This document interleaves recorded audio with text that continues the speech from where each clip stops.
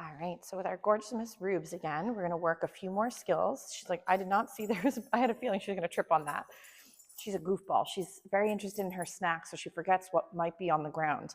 So I wanted to work a little bit with doing some paws up or step up.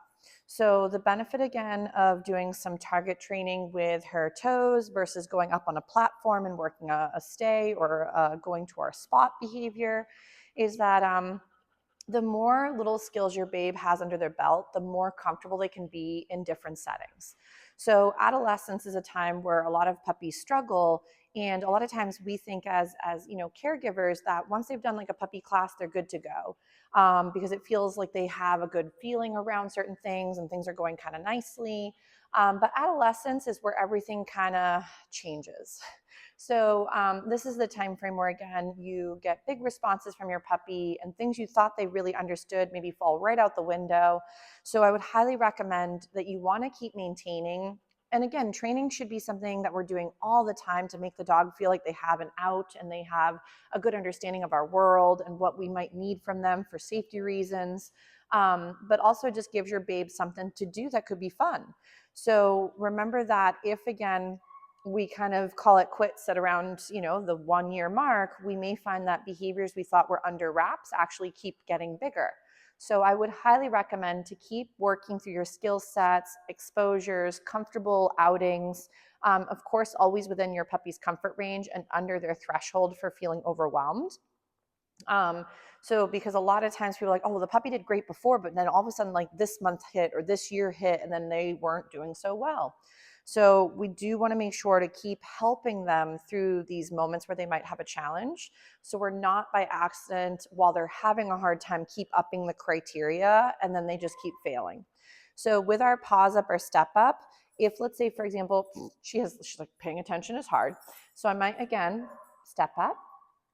We'll see if she can rock it. She's like, this is weird. If again, she never quite rocked the bowl quite as much in class, don't worry. So, oh, my neighbors are dropping funny things. So I'm gonna get her up and wiggling just so the noise from the neighbor isn't too spooky. Ready, we'll do a little find it. I feel like they dropped something. So let's say with their pull, our pause up or step up bowl. So maybe she hasn't done it in a little while. Maybe she wasn't a huge fan of it in class. I can't quite remember if she did much with the pause up last time.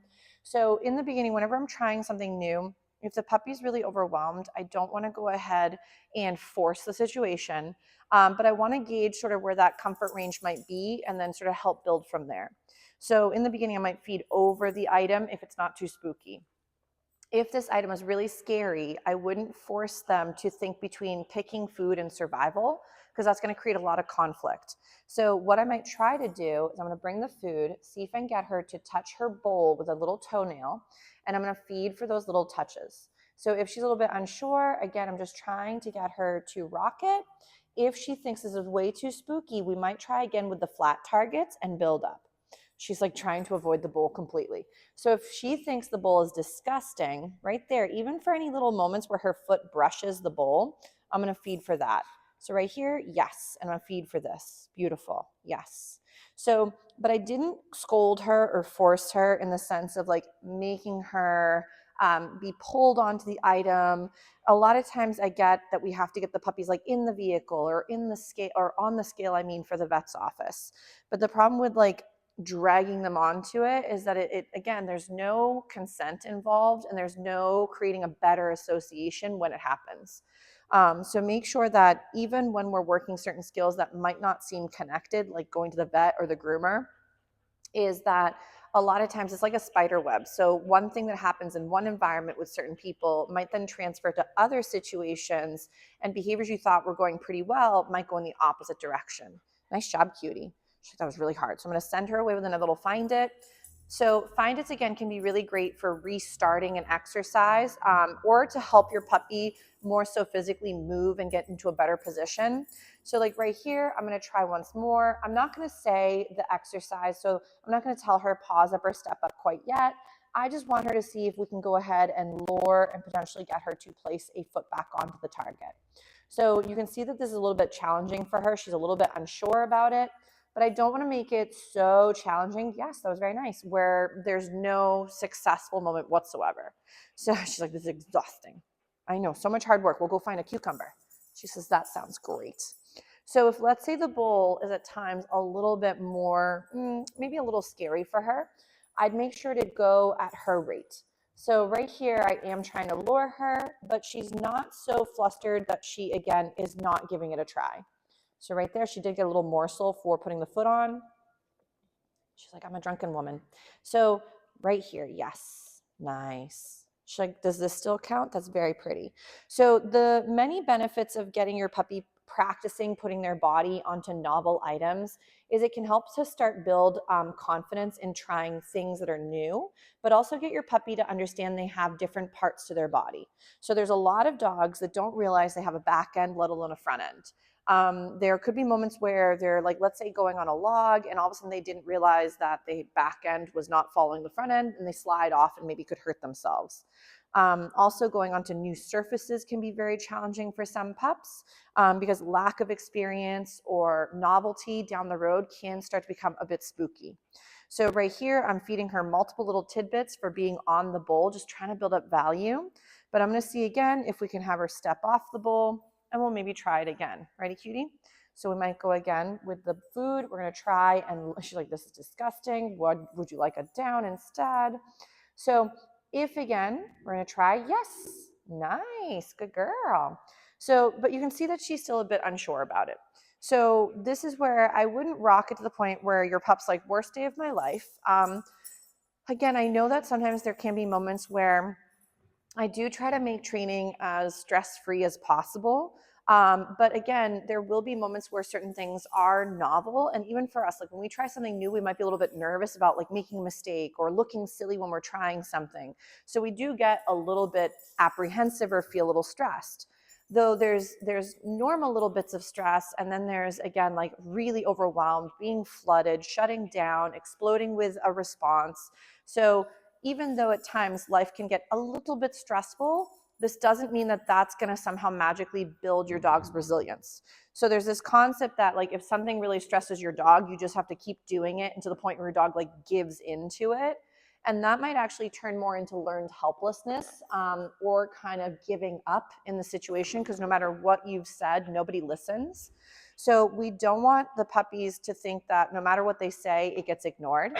Oh my gosh, chewing, ma'am. So right here, we're just going to set her up on the cot and just feed for this. So right here, I might even try a little bit with my stay. And I'm going to intermittently, while blabbing, feed this gorgeous gal for holding her sit stay, if that's easier than her down stay for now. So we got some really great noises coming from the neighbors. So they're wiggling some items around. So good real world distractions. Yes. So, but with your pups, if you're finding that there's things that they're not doing well with, could we break it down into smaller steps? Are we at times trying to expose them, but instead of exposing and building good associations through things they enjoy, there's some good noises, yes. And through working other tidbits, we might be by accident flooding the puppy and then reinforcing that going new places or doing these skills are really immensely challenging and scary. She's like, laying down is weird. So if she's not a huge fan of the down position, we could just rock again, a little sit, tell her to stay. And I'm just going to rock this for a few moments and feed for these little sitting positions on her bed. So we do have, again, those really nice noises going on. She's so winded. She's been doing some really nice playing with her friends, but then also romping and getting those find-its is really tiring. So you'll see that my rate of reinforcement is also really high. I want her to think there's a lot of really good value in doing this weird thing. And especially when there's some funky noises. Because if we throw in distractions on top of working something new, on top of just getting cozy with this whole thing, it could be too many things at once. And sometimes there could be what's called trigger stacking. So trigger stacking is where, let's say, oh my goodness, chew them. Let's say all of a sudden, like for us, we were rushing and late to work. We all of a sudden got into a little fender bender because someone behind us didn't slow down fast enough. Then you spill your coffee. Then your boss gets mad at you for being late. Then your computer shuts down. You lost some documents. It's going to be a really yucky day, and you may not be the happiest person and or the sweetest. So does that mean you're a bad person? No, but it means at that point, you're at the end of your rope, mentally or physically, or both, and you just can't cope with another stressor, even if it's not a big deal. So a lot of times when behavior seems to come out of nowhere, it's more than likely trigger stacking. She's like, what the heck? And if it's not trigger stacking, it could also be the fact that your puppy's overtired. So even teenagers need between, I'd say, around 18 hours of good sleep throughout the 24-hour period. And if they're not getting that, it's going to make everything else that much harder. Gorgeous. So I'm going to feed her one more little tidbit, and I'm going to tell her that she's all done.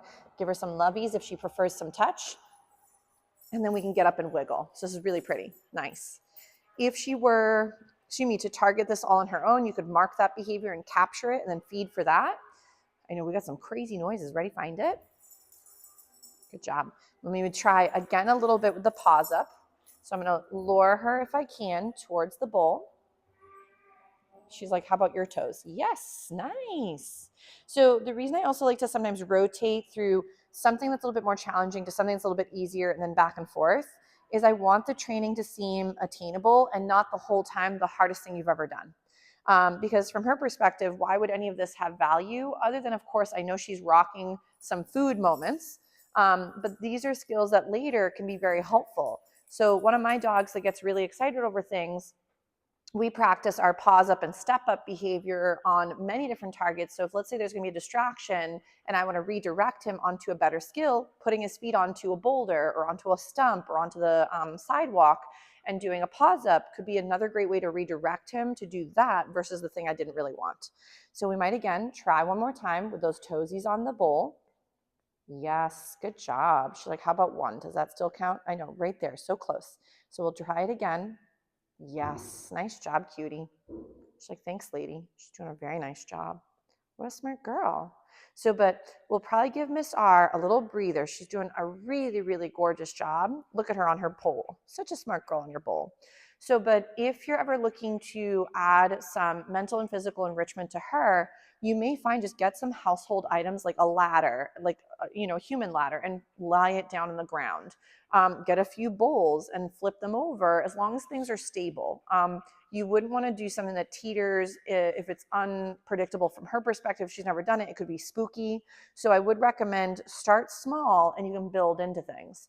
The other great class that I know Mr. Teddy's interested in with his family, well, his family's interested with it for him. That one is the confidence building class, and it has, again, the different sights and textures and items to go on top of, and there's agility equipment. And there's also on the speakers, we play different sounds at a low volume and build up. So, and that's, again, the classroom split up into 4 sections here, and then the playroom has items to play with as well. So you're kind of going from one venue to another and rotating through those different things and building comfort and confidence from week to week. So, and each little zone gets a little bit more intriguing, a little bit more difficult, and novel things are placed out. So it could be another great one for the teens to kind of work through the confidence building program. And I know Sam has another one starting in another few more weeks at 6 o'clock on Thursdays. So, but we'll give Miss R a little breather. You did a very good job, ma'am. And we'll call it a day for her and give her a little break.